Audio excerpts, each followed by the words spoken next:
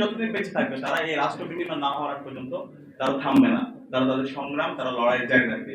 প্রয়োজন যদি আবার জুলাই নেমে আনতে হয়, তারা আবার জুলাই রাজপথে আমরা আবার নামার জন্য আমরা প্রস্তুত আছি। আমরা আশা করব সরকারের জায়গা থেকে দায়িত্বশীল আচরণ করবে এবং যে জনরায় এসেছে গণভোটে সেই জনরায়কে যেন তারা মেনে নেয়।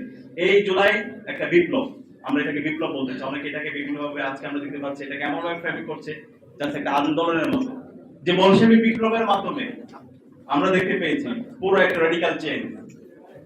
মুসলমানরা রোম সাম্রাজ্য বিজয়ের পরে একটা রেডিক্যাল চেঞ্জ।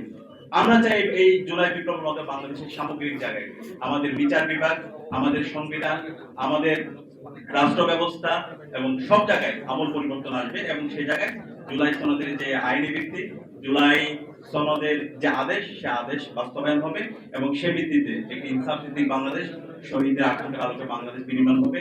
সে উদাত্ত আহ্বান জানিয়ে আমি আমার কথা শেষ করছি। আসসালামু আলাইকুম।